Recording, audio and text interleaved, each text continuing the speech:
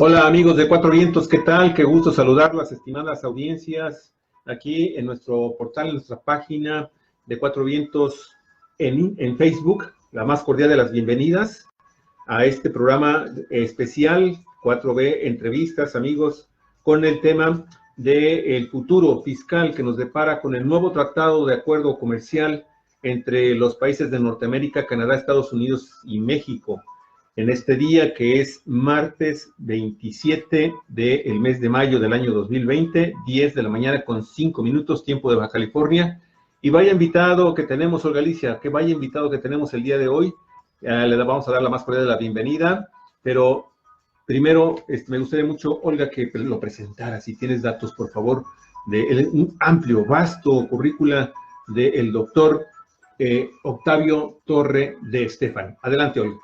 Bueno, pues con mucho gusto compartimos con ustedes, amigos y amigas de Cuatro Vientos, que nuestro invitado de hoy pues, es todo un personaje importantísimo dentro del sector empresarial y con una larguísima trayectoria, sobre todo en el área de comercio exterior, con experiencia directa en lo que ha sido muchísimos años de negociación del Tratado de Libre Comercio, hoy conocido como TEMEC, y también una relación de trabajo importante con el sistema aduanal mexicano. Octavio Torre de Estéfano, que ahorita en un momento le damos la palabra, también es coordinador nacional de síndicos de contribuyentes ante autoridades fiscales federales, es decir, ante el Servicio de Administración Tributaria, el SAT. Es licenciado en Derecho por la Universidad Intercontinental, con estudios en contabilidad y también en historia por la Universidad Nacional Autónoma de México. Él es considerado uno de los principales abogados en comercio exterior y aduanas, y también hay que comentarlo en este sentido, pues su experiencia es muy amplia en representación de empresas de la industria maquiladora de exportación en toda la región nuestra de la Baja California, Tijuana, Tecate, Rosarito, Ensenada, y nos ha hecho pues el favor, que se lo agradecemos mucho, de aceptar esta entrevista para hablar de qué es lo que le depara a este sector empresarial y por lo tanto pues a nosotros los mexicanos que dependemos tantísimo del comercio exterior, sobre todo con Estados Unidos, que nos depara a partir del TEMEC y del TEMEC en tiempos de coronavirus. Octavio, bienvenido a Cuatro Vientos. ¿Qué tal, Olga? ¿Qué tal, Javier? Muchísimo gusto y gracias por la invitación. Saludos a todo tu auditorio. De verdad que es un privilegio conversar con ustedes. Muchísimas gracias, Octavio. Mira, lo cierto es que todo el mundo está metido en el tema del COVID, de la pandemia, y hemos dejado de lado el tema tan importante, tan trascendental para la economía nacional, que está realmente impactada por el tema también del COVID a nivel mundial, y obviamente nuestro país no se ha sustraído a esa gran complejidad económica, que hemos dejado de lado este nuevo acuerdo, este nuevo tratado. Y tú tienes una visión muy concreta y muy acertada, muy objetiva, de lo que realmente va a estar representando esta oportunidad que nos estamos dando los tres países de Norteamérica para reanudar lo que se había tratado, lo que se había acordado, con cambios importantes también, que nos gustaría mucho que nos dijeras cuáles son los más relevantes para nuestro país en materia comercial. Muchas gracias, Javier. Pues es un tema muy amplio y me apasiona bastante. Tuve la oportunidad de apoyar a la Confederación de Cámaras Nacionales de Comercio, Servicio y Turismo dentro de lo que se denomina cuarto de junto, en las negociaciones de los tratados. De hecho, ya tuvimos reunión de cuarto de junto para ver el tratado con Ecuador, porque no se han detenido las negociaciones de los tratados comerciales en los que México está participando.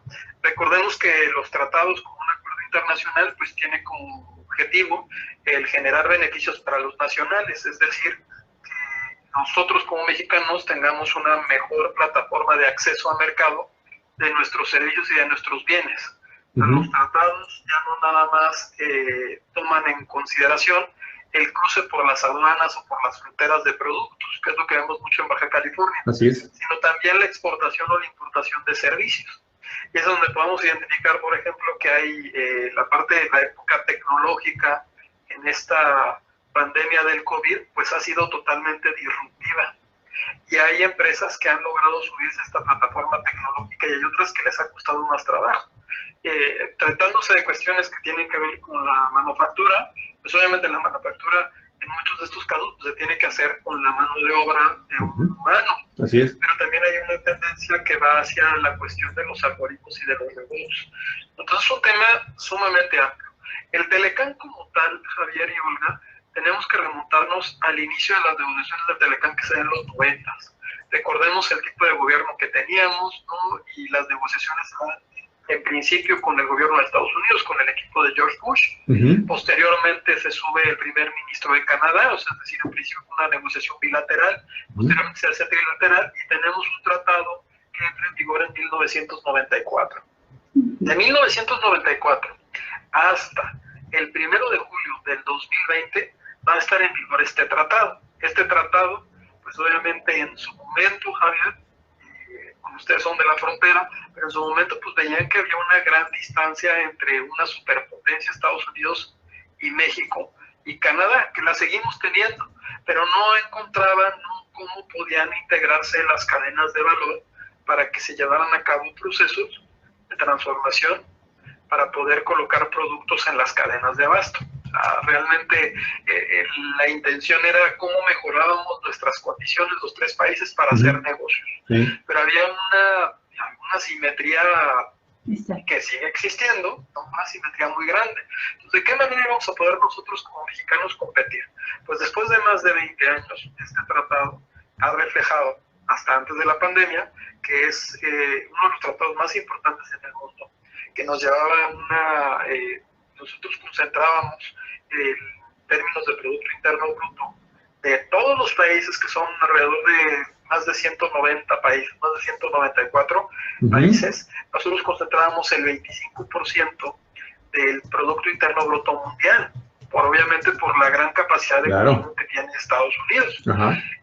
Entonces, desde los mismos 90 que iniciamos nuestra negociación, México se vuelca a una vocación de abrir mayores espacios para posicionar los productos de los mexicanos. Y de ahí a la fecha, pues se construyen alrededor de 13 tratados de libre comercio, ¿sí? Y estos 13 tratados con aproximadamente 52 países, que te dan una plataforma de acceso a los productos mexicanos de más del 70% del PIB, con una posibilidad de mercado, de compra de 1.300 millones de habitantes. Es decir, casi todos los habitantes que tiene China, no más que nosotros lo tenemos en 52 países, ¿no? Tratados como por ejemplo el de la Comunidad Europea, o el último que se firmó con Asia-Pacífico, que se le denomina TIPAD, que es un tratado muy moderno, que nos va a beneficiar porque tenemos la mejor de las carreteras, que es el océano, con estos países que estamos conectados con el Pacífico.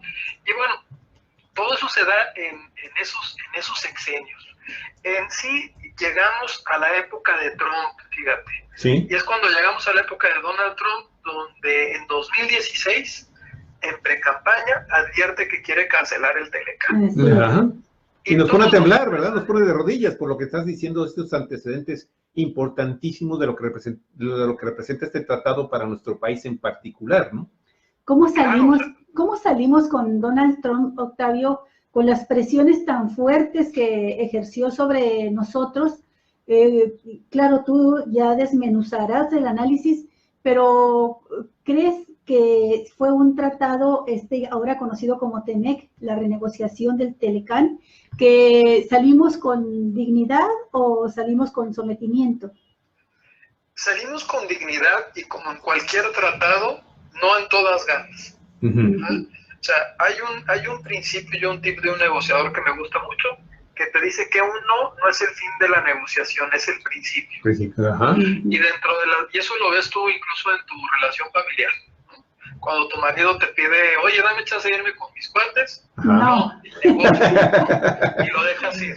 Ajá. Entonces, las negociaciones a este nivel, vamos a pensar que los estados son personas jurídicas, y como personas jurídicas tienen intereses propios. Cuando tú llevas una negociación, hay preocupaciones mayores, porque aunque somos seres humanos, pues tenemos diferente idiosincrasia.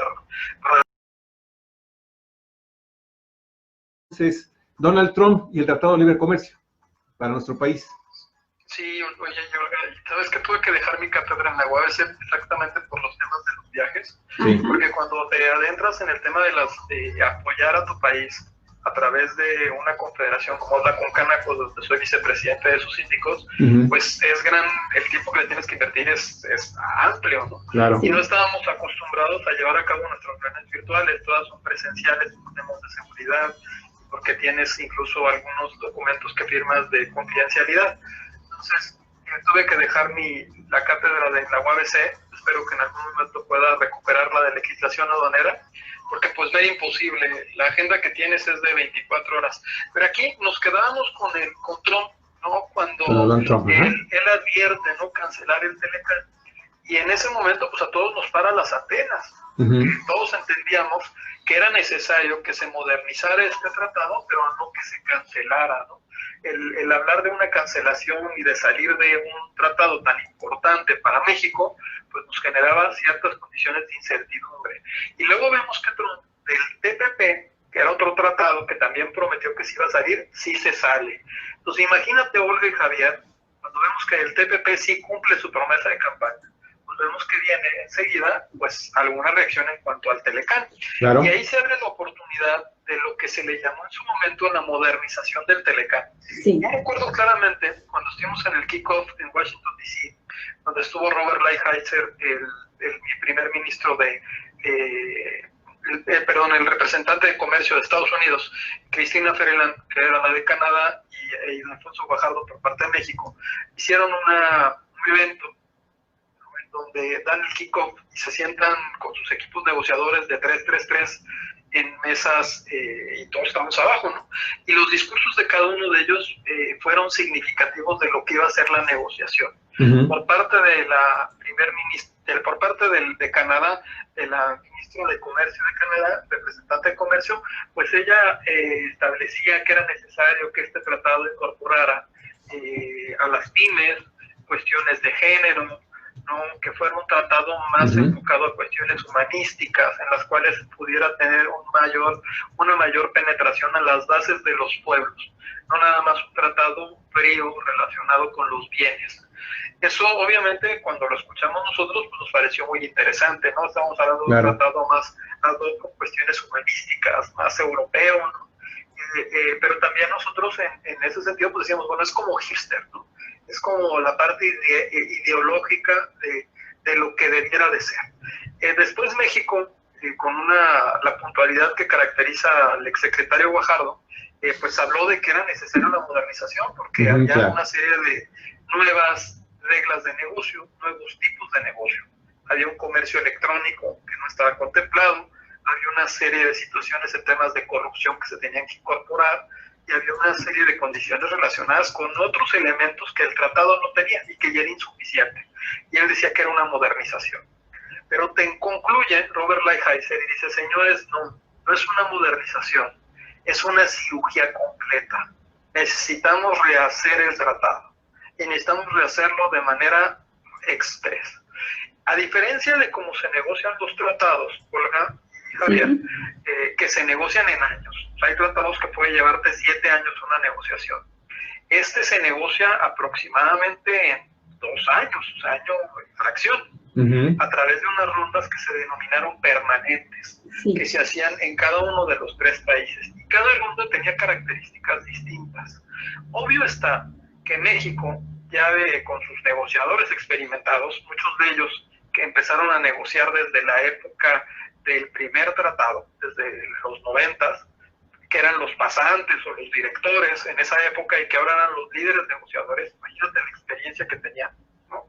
Estaban en el equipo mexicano era considerado como si fuera el Brasil del fútbol, ¿no? O como si fuera, no sé, el mejor equipo de béisbol. De altísimo nivel. Y de muy buen nivel. ¿Y en ese equipo participabas tú como asesor principal en comercio exterior?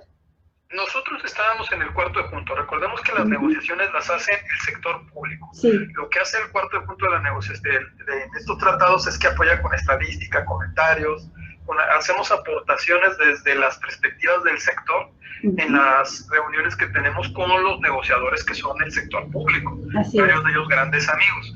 Y aparte personas que tienen que tener diferentes especialidades en términos de manejo de las relaciones, de conocimiento, de estudio de tu comportamiento, e incluso, pero todos están, cada uno de esos negociadores especializados en un tema, porque aquí tú tienes como TMEC ahorita 34 que se llaman capítulos, digamos, 34 grandes temas. Cada tema puede requerir varios especialistas, porque cada tema tiene dentro del tema subtemas, y cada subtema te requiere un nivel de conocimiento muy grande. Es muy difícil que una sola persona conozca los 34 capítulos a profundidad. O sea, que te pueda decir, esto está relacionado con este acuerdo que se firmó en Uruguay. O sea, puedes conocer la parte a mayor profundidad, digamos, pero la parte no deja de ser el por encimita, ¿no? Entonces, cada uno se especializa en algún capítulo, aunque conoce los demás. En el caso del equipo mexicano así fue. Entonces, cuando ellos arrancan la negociación con este gran equipo, pues se enfrentan a las peticiones que en algún momento pues pudieran considerarse hasta pues, absurdas, ¿no? Por parte de los negociadores de Estados Unidos. Que valga comentar que los negociadores de Estados Unidos y los mexicanos ya habían tenido negociaciones anteriormente, no era la única. Habían estado varios años negociando el TPP y estos mismos temas. Entonces, y algunos otros acuerdos, entonces se conocían al grado de que a lo mejor había una relación de amistad. Pero cuando se trata de defender a tu país, la amistad ya no es suficiente.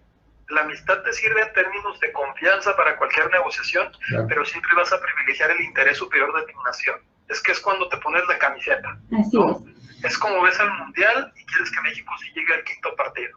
Entonces, ¿no? Y aquí sí llegas al quinto partido, porque si tienes tenías un equipo muy bueno.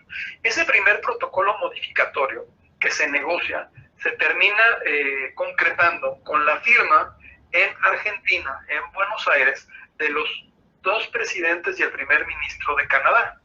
Esa firma famosa en donde están los tres en una reunión no recuerdo si fue del G20, en una reunión, y firman los tres el protocolo que se llama el protocolo modificatorio del Telecán, ¿no? O sea, es donde se modifica y donde se establecen que ya no van a ser los mismos capítulos que tenía el anterior y se ponen todos los textos.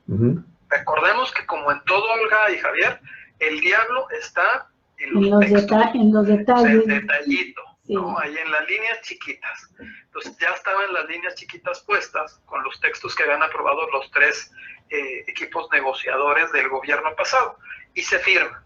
Lo que ya nada más era que los congresos de cada uno de los tres países lo autorizaran. Esta firma fue simbólica porque fue el último día de gobierno del presidente Peña Nieto. Así es. Fíjate que es simbólico. Pero en el proceso de los últimos meses después de que eligen como presidente electo a nuestro presidente actual, ¿no? Ya se sabía que iba a ser posible la firma y el presidente actual por Twitter hace una encuesta en la cual les pregunta cuál es el nombre que quisieran que tuviera y en México se bautiza como TEMEC, porque en Estados Unidos le llamaban USMCA, ¿no? Para Estados Unidos era suficiente que fuera un acuerdo, porque también tenemos sistemas jurídicos distintos, el mexicano que el americano, incluso nuestra manera el nivel que tienen y rango que tienen los tratados es otro, pero para nosotros era obligatorio que tuviera la palabra tratado y es donde se bautiza como Tratado México, Estados Unidos y Canadá. Fíjate qué bonito. Así es. Y eso sale de esa encuesta, porque eran tres nombres. Pero en ese proceso, cuando se firma y se termina de firmar, teníamos que aprobarlo. Y en México, que para nosotros era importante que avanzara rápido, pues se decide mandarlo al Congreso y el Congreso de nuestro país lo ratifica, porque nuestra Constitución nos obliga a que cualquier negociación de estos temas que la hace el Ejecutivo, el Poder Ejecutivo, tendrá que ser ratificada y aprobada por el poder legislativo, por el Senado. Eso nos dice nuestra Constitución.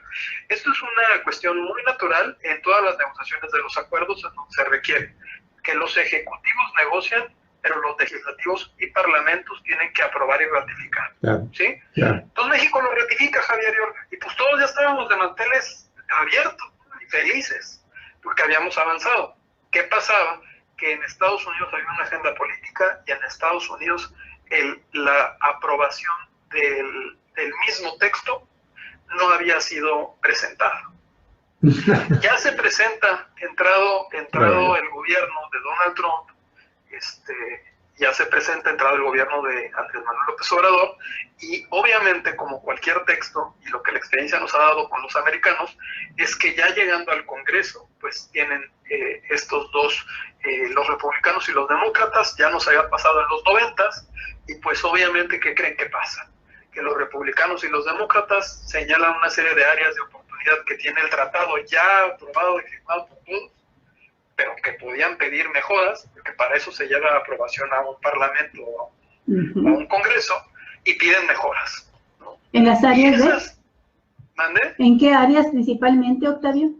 Por ejemplo, fueron las que se pusieron de moda, que fue la laboral, ¿no? Fue una parte del acero, ¿no? O sea, piden mejoras, que se puso estuvo muy fuerte, ¿no? El tema. Y estas mejoras que llegan a solicitar, pues México las negocia, ¿no? Entonces, nosotros tenemos dos protocolos modificatorios. Uno que negocia el gobierno actual, con 34 capítulos, y que modifica sustancialmente el tratado original, y un segundo protocolo, desde mi perspectiva, que negocia este gobierno, que lo negocia directamente, y solo Jesús Seade, ¿no? El subsecretario es quien se encarga de la negociación, una persona muy talentosa y conocedora, y en esa segunda negociación, pues hay una serie de solicitudes adicionales a las cuales también se suma Canadá. Entonces se abre la puerta para que esto se vuelva a tener que negociar. Entonces se negocia, México acepta los términos que establece tanto Estados Unidos como Canadá, hace algunas precisiones en cuanto a los textos, sí entra el tema laboral de estos paneles de respuesta rápida, relacionados con el tema sindical, para ver que una herramienta adicional para ver que se cumplan lo que se establecía dentro del propio capítulo laboral. Los inspectores los inspectores, ¿cómo le llamaron, no? Los inspectores. Lo dijeron los observadores o los inspectores. Los observadores, que más que nada aquí sí hay una serie de reglas en particular para que pueda aplicar ese panel, y efectivamente los panelistas que están registrados sí pueden hacer una revisión o una inspección, ¿no? A solicitud de los panelistas, y obviamente con la propia aceptación por parte de el sector o la empresa que fuera visitada, con la intención de identificar que efectivamente se cumpla con ciertas condiciones de libertad sindical y derechos laborales, más o menos en términos generales, ¿no? Hay más detallito, pero digamos ya sería, creo que abundar en cuestiones más técnicas. Pues México, Javier y Olga, lo aceptamos. Pues también nos gusta ser los primeros, lo volvemos a mandar y lo ratifican y lo aprueban en un fin de semana, si mal no recuerdo. De ahí vienen toda la serie de opiniones en cuanto a que había ciertos detalles en el texto, porque en sí este tipo de tratados, si tienen un ingrediente político, la parte política es importante, pero es la menos importante. Tú pones en un texto las condiciones de negocios que vas a llevar a cabo con tus vecinos. Y esas condiciones pueden ser afectadas por una coma mal puesta, o por un punto y aparte que no está en el lugar que debe de estar. Doctor, a ese nivel, porque es un documento que se interpreta. Octavio, ahora, independientemente de los aspectos técnicos, de lo político, el mundo en este momento y la región de Norteamérica está viviendo situaciones totalmente diferentes a cuando se llega a toda esta negociación, se realiza esta negociación y se va aprobando por parte de los países integrantes. Pero ahora, el mismo modelo neoliberal que le da un sustento importante, incluso desde el punto de vista, si lo quieres tú ver así, filosófico, ¿sí? A la firma de este tipo de tratados en un mercado totalmente abierto o con una enorme libertad para poder negociar mercancías a nivel mundial, está siendo cuestionado. Sí, está siendo cuestionado, e incluso la forma en cómo se viste la riqueza, el desarrollo de una nación, también ya se está cuestionando, Ya sabes que incluso se está hablando de que dejemos de utilizar el producto, lo que representan los porcentajes del Producto Interno Bruto para medir la riqueza o la pobreza de un país. ¿Cómo queda entonces ahora este tratado? ¿Qué futuro le ves tú al corto, mediano y largo plazo? ¿Habrá necesidad de hacer cambios sustanciales en esto? Y lo más importante, se firma porque tú nos dabas en la primera parte del programa un panorama muy ventajoso para México con el antiguo Tratado de Libre Comercio. Pero ahora... Sí, y bueno, yo quiero aprovechar, Octavio, porque sé que tienes que retirarte ya dentro de unos minutos por compromisos previos, pero yo agregaría un dato a lo que te plantea Javier. El Banco Interamericano de Desarrollo, el BID, ha considerado que México va a enfrentar una situación desventajosa por su muy estrecha relación comercial con Estados Unidos. No es algo nuevo ni es algo que trajo el TEMEC o el Telecán. Siempre México ha tenido prácticamente cerrada el comercio con el resto del mundo y dependiendo muchísimo de Estados Unidos. Pues ahora el BID dice que esta situación le va a costar a México salir adelante con lo del coronavirus, con el deterioro a la economía por la estrecha relación comercial con Estados Unidos, por el bajo precio del petróleo y por supuesto pues también con la caída del turismo y la contracción del mercado interno. Estamos hablando del aspecto comercial, no solamente externo, sino interno también. ¿Qué es lo que piensas al respecto? A mí las dos preguntas, bueno, pudiéramos hacer una plática extensa. Voy a tratar de responderlas desde mi opinión personal. Sí, claro, claro. Okay. El foro, hay una perspectiva por parte de él, en particular del Fondo Monetario Internacional, que te dice que el producto mundial no va a tener un decrecimiento, una afectación. Se estima, ¿no?, que en México el Producto Interno Bruto, lo que dicen que ahora ya no se va a medir de la manera en la que lo miden todos los países, así es, va a tener una reducción en este año de menos 6.6%. Y el próximo año va a crecer un 3%. Obviamente no creces lo que perdiste, ¿no? Y lo que vienes perdiendo. Claro. Y ya llevamos varios cuatrimestres que nos encontramos en una situación de crecimiento, ¿no? De hecho, si haces una comparativa con los países emergentes, pues digamos que pues somos de los que más mal nos va. O sea, si lo comparamos contra Brasil, pues nosotros estamos casi 1.08 por encima en cuanto a lo que vamos a tener de afectación. Y así nos podemos ir a comparar con las economías emergentes también de Asia, ¿no? Donde tienes que China más bien te va a traer un crecimiento e India va a traer un crecimiento, no el que venían proyectando, pero sí van a tener un crecimiento. Y en el caso de Estados Unidos, pues la pérdida que va a tener con su economía, que no puedes compararla con la mexicana, ¿no? Va a ser de menos 5.9% el próximo año, pero va a crecer al 4.7%. Entonces, todos los pronósticos nos dicen que vamos hacia esa situación y efectivamente hubo un freno de los sectores productivos nacionales, con todo y con las actividades esenciales que se permitieron mantenerse de manera productiva. ¿Qué es lo que identifico que va a pasar? Es lo siguiente. La historia nos ha demostrado, Javier y Olga, que los tratados de libre comercio han sido la respuesta a las crisis. La historia. Sí. Entonces, es un tema histórico. No me refiero a los tratados. El comercio internacional ha sido una respuesta a las crisis. Las grandes crisis que hemos tenido de los 30s, la después de la Guerra Mundial, la de los 70s, la de los 80s, la de los 90s y la del 2000, gran parte de la recuperación que se dio a través del comercio internacional. De esta situación en la cual nos encontramos, que todas nuestras cadenas productivas se encuentran totalmente integradas. O sea, tú ya no puedes distinguir que el producto que estás consumiendo, qué artículos tiene integrados que sean de todo el mundo, incluso de lugares que ni te imaginas. A lo mejor el botón o la carcasa es de un lugar que se produjo o que se extrajo un mineral o un artículo primario y está incorporado en ese producto. Entonces ya se integró de manera completa.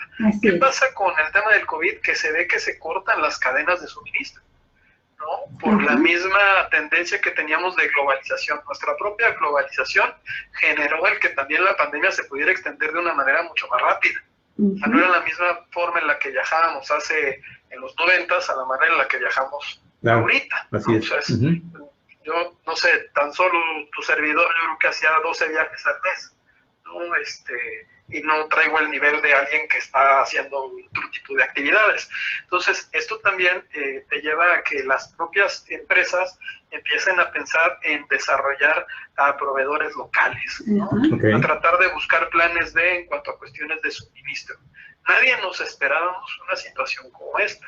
También es donde vemos que el tema, por ejemplo, mañana voy a dar una plática que se llama El futuro de las profesiones, que tiene que ver con el home office, el gig economy, ¿no? El coworking, que tiene que ver con todas las plataformas digitales, en donde te das cuenta que la crisis la tuvimos que enfrentar todos a distancia. Es más, ahorita no estoy en tu canal. Así es.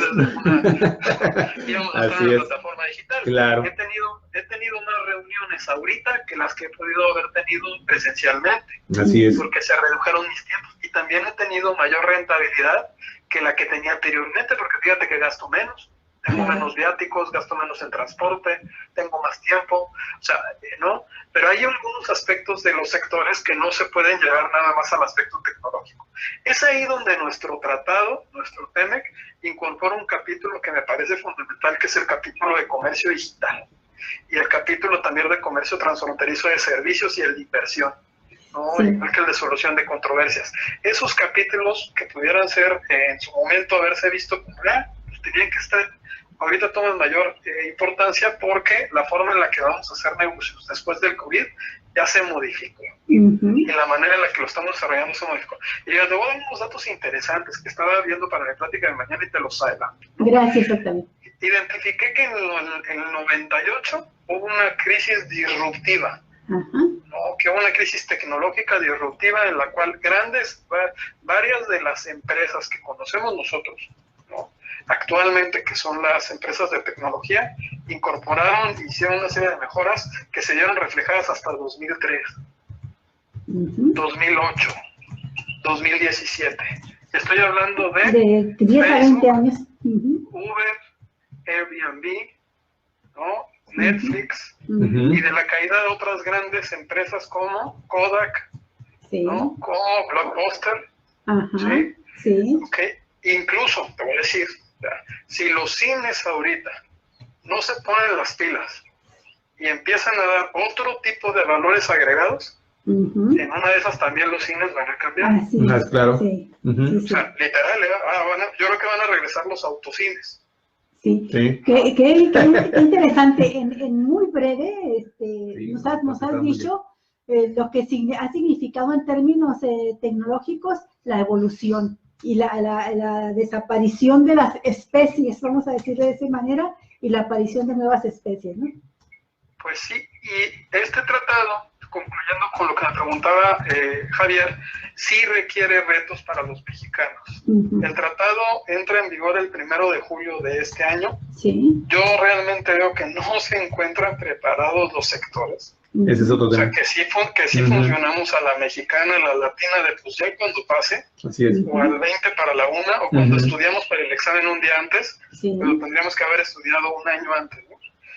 Entonces aquí el tratado sí nos va a implicar una serie de nuevas reglas, sobre todo en algunos productos, para que puedan entrar a Estados Unidos gozando del no pago de los impuestos a la importación a Estados Unidos, o de lo que se llama preferencias arancelarias en algunos sectores, ¿no? Y hay sectores en particular que tienen que prestar más atención. El que más han escuchado ustedes es la automotriz, ¿no? Es el que más se ha oído, porque finalmente es la industria, el baluarte de Estados Unidos. El sector consentido.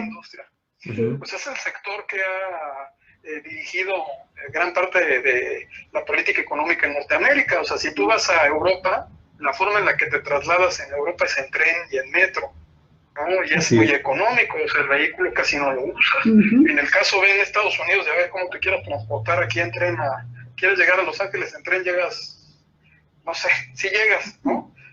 Pero no es lo mismo que un tren en Asia o que un tren, pero por lo mismo, ¿no? Porque parte de la economía pues se basa en esa industria que ha sido fundamental, ¿no? Que es una industria que no nada más mueve el acero, sino mueve muchísimos productos que están integrados en un vehículo y que es una industria fundamental. De ahí que también si tú te das cuenta, en México, ¿no?, se incorpora dentro del plan de reactivación o nueva realidad a un sector como extraordinario, esencial, que es el de la fabricación del transporte, en donde no nada más entra la industria automotriz, sino también entran todas las industrias que están relacionadas con el transporte. Están hasta las aeronáuticas.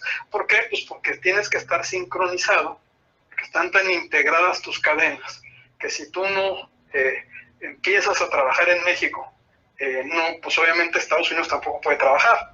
O sea, acuérdense que un producto manufacturado, o sea, México es de los países que tienen mayor manufactura intermedia. Estos productos de manufactura intermedia pueden dar hasta 6 vueltas. Sí. Entonces, eso también forma parte del por qué nosotros tengamos que, pues, tratar de ajustar nuestros tiempos a una agenda que tiene que ver con una cuestión de reactivación también económica. Pero es importante y es fundamental que lo que se llegue a privilegiar sea la vida. Sí. Fundamentalmente, y eso sí, es lo más relevante y finalmente es lo que pues va a hacer finalmente que los tratados se puedan realizar. La gente que vive en cada país, si no hay gente, si está enferma, si tiene problemas, pues no hay tratados, por más buenos que sean en el documento, que vayan a funcionar, ¿no? Si no tiene capacidad de consumo. Aparte. Los tratados, por ejemplo, el TEMEC, en el comercio transfronterizo de servicio, incorpora algunas condiciones relacionadas con el turismo médico y de salud, que nosotros llevamos del plan estatal y se incorpora a la negociación, porque no sé si ustedes sepan, pero Baja California es uno de los principales estados de los que incluso el ingreso no se encuentra totalmente identificado en cuanto a ese tipo de la oferta de servicios médicos. Odontólogos, cirujanos, ¿no? Sí, los famosos clústeres de médicos, que en Mexicali y en Tijuana son fundamentales, ¿no? Y que tienen un nivel económico para que le aportan al Producto Interno Bruto del Estado, pues de manera relevante. Y en los clústeres no están todos los médicos, o sea, hay muchos médicos que tienes zonas en particular. Entonces, en el propio tratado, en el TEMEC, que va a entrar el 1 de julio, se incorpora una serie de condiciones que van a beneficiar a este tipo de sectores, que tienen que ver con los seguros, que tienen que ver con homologaciones, reconocimientos mutuos, que son términos técnicos, pero que al que tiene un hospital, al que es un médico y que quiere también dar algún beneficio adicional a sus usuarios, pues le va a hacer que su negocio sea más fuerte. El tema es que logremos superar esta pandemia para que sigan existiendo esos negocios, ¿no? Porque muchos de esos negocios, acuérdense que son pymes. Entonces tenemos que identificar claramente sector primario, secundario y terciario. El sector terciario es el que más empleo genera, incluso el que más en montón, porque son muchos más, contribuye al país. Somos todos, ¿no? Y el sector secundario, en proporción, también genera empleos, es importante, por supuesto, también paga impuestos de manera importante, pero son menos, ¿no? Entonces, esta parte es en la que, a diferencia de en otros países que se han establecido planes de reactivación, incorporando medidas de alivio en materia fiscal, en materia social, en materia de salubridad, en materia administrativa, aquí en México pues nos hemos quedado con algunas medidas de alivio que muchos han catalogado de insuficientes, que los estados de la República, apartándose de la tendencia del gobierno federal, han tratado de equilibrar. No todos los estados. No todos los estados. Ahí tenemos nosotros un medidómetro de quién es quién en los estados con los apoyos, ¿no? En la Confederación. Pero pues se ve que hay un esfuerzo porque finalmente ese empresario de a pie es el que sostiene este país. Y esos son los que luego confunden con los grandes empresarios.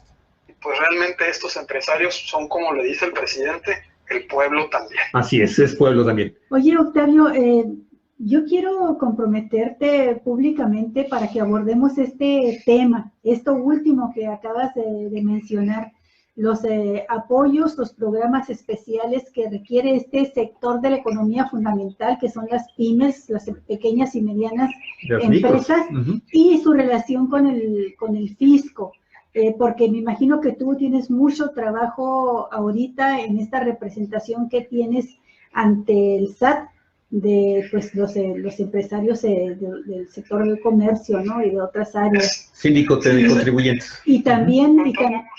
Sí, y ante autoridades fiscales federales. Federales, efectivamente. Ante autoridades federales. Pero con todo gusto, de verdad, sí lo hacemos. Lo hacemos y que nos des tu opinión sobre lo que ha significado también el hecho de que el presidente ya reniega, o más bien dicho, ya no acepta pues que la presidencia de la República esté haciendo condonaciones de impuestos a las empresas, y las grandes empresas que tanto adeudan, Ahí hay un gran punto y creo que es importante.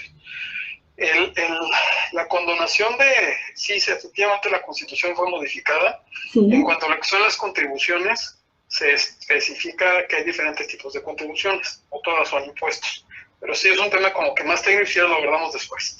Claro. En sentido estricto, lo que pedía el empresariado, que bueno, pues ya seguramente no va a causar eco, no era no pagarlos, no era condonarlos, era diferirlos. Diferirlos, exactamente. Es como, yo te voy a decir, o sea, el sector privado ha sido un gran aliado, porque finalmente todos entendemos que somos ciudadanos y que entre todos tenemos que sacar adelante el país. Gran parte de las negociaciones a nivel proveedores se dieron entre privados, porque los negocios los hacemos los privados, así como el tratado nos ponen las condiciones. Si los empresarios no se quieren subir, no se hace el negocio no lo hace el Estado. El negocio, o sea, el producto no lo genera el Estado, la productividad la generan los empresarios. O sea, es muy distinto que tengas gente ocupada a que tengas gente produciendo, ¿sí? O sea, es muy diferente. O sea,